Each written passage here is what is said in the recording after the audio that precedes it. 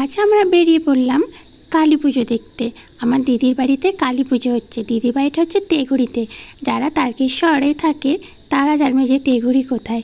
আর এই রাস্তাটা অনেকেই হয়তো চিনতে পারছো, এটা হচ্ছে তারকেশ্বরে বাস স্ট্যান্ড যাবার রাস্তা। এখন এত সুন্দর রাস্তাটা করে দিয়েছে, কিছুদিন আগে পর্যন্ত ছিল রাস্তাটা কত খারাপ, আর এখন এত সুন্দর করে দিয়েছে। আর এই দেখো এইদিকে যে বাসটা ঢুকলো ওইদিকে হচ্ছে বাস স্ট্যান্ড, আর আমরা যাচ্ছি তেঘুড়িতে, তাই সোজা রাস্তা ধরে আমাদের চাউলপুটি মোড়ে বেঁকে যেতে হবে। আর ওই যে দিদি বাড়িতে ঢুকতেই ছাগলটা, ওইটা কিন্তু মায়ের কাছে আজ বলি হবে। ভেবেও খুব কষ্ট হচ্ছে, কিন্তু কিছু করার নেই।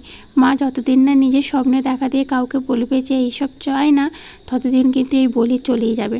আর এই মন্দিরে কিন্তু মায়ের অনেক নামডাক আর অনেক ভক্তও আছে। অনেক দূর দূর থেকে লোক এসে কিন্তু এখানে পুজো দিয়ে যায়। সেই রাতেই বাড়ি ফিরতে হবে বলে তাই আর দেরি করিনি, মায়ের দর্শন পেতে ওখানে চলে যাই।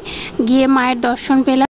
মায়ের থেকে মায়ের মালা বেশি হয়ে গেছে, এত পরিমাণে মালা জমেছে। যাই হোক, মায়ের দর্শন পেয়ে ভালোই লাগলো। আজকের দিনটা বেশ ভালোভাবেই কাটালাম। এবার বাড়ি ফেরার পালা। বাড়ি বেরিয়ে পড়েছি, চাপাডাঙ্গা রোডের ওপর দিয়ে যাচ্ছি। আজকের মতো টাটা বাই বাই। সবাই ভালো থাকবে, সুস্থ থাকবে, সবাইকে ভালো রাখবে। আজ তাহলে আসি।